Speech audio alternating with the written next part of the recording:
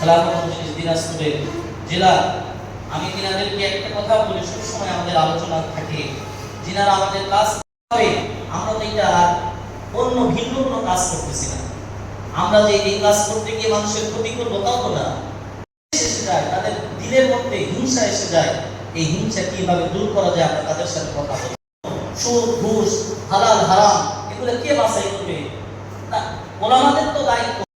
বলতে যাচ্ছি না আমরা কারো রাস্তা দখল করা, আমরা কারো চেয়ার দখল করা, এটা আমাদের না। আমরা ভালো দিক সময়ের মধ্যে আপনার কি হয়ে গেছে, সারা আপনার বিশ্বের মানে অধিকাংশ জায়গায় দিন প্রতিষ্ঠিত হয়েছে।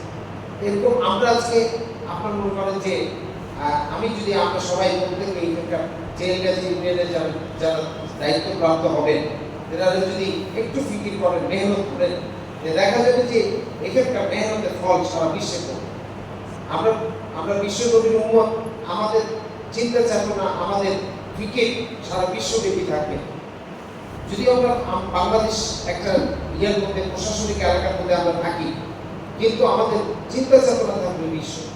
যাই হোক, বাংলাদেশ খেলাফত মজলিস এর যে লক্ষ্য তাকলিমে দ্বীন, দ্বীনকে একভাবে বিজয়ী করা, তালিমে দ্বীন আলহামদুলিল্লাহ বিভিন্ন মাদ্রাসা আপনার বক্তব্যে বিভিন্নভাবে হচ্ছে, তাকলিমের কাজ হচ্ছে। তাকলিমে দ্বীনের ব্যাপারে আমাদেরকে এগিয়ে আসতে হবে, মেহনত করতে হবে। এই মেহনত করার জন্য আমরা সবাই প্রস্তুত আছি না ইনশাআল্লাহ? ইনশাআল্লাহ আমরা এই কাজটা এসে আজকে আমরা কমিটি করতে আসছি।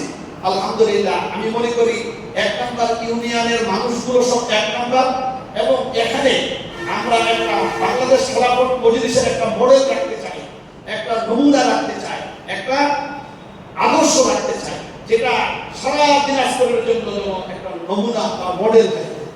তো আপনাদের কাছে মতামত চাচ্ছি।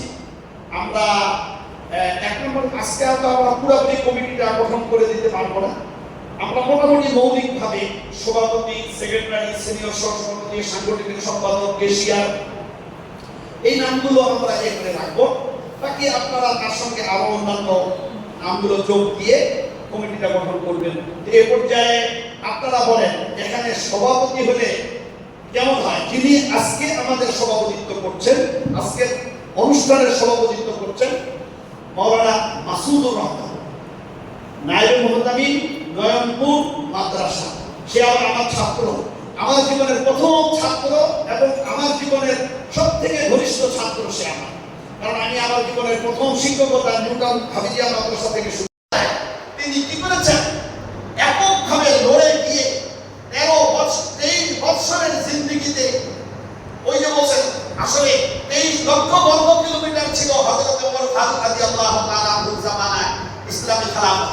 হযরত রাসূল করিম সাল্লাল্লাহু আলাইহি ওয়াসাল্লামের জামানায় ছিল 10 লক্ষ বর্গ কিলোমিটার।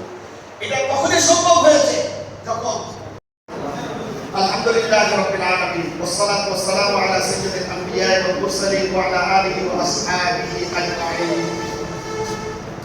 রব্বানা আতিনা ফিদ দুনিয়া হাসানাতান ওয়া ফিল আখিরাতি হাসানাতান ওয়া কিনা আযাবান নার। দান করো, আমাদের সকলকে নেক হায়াত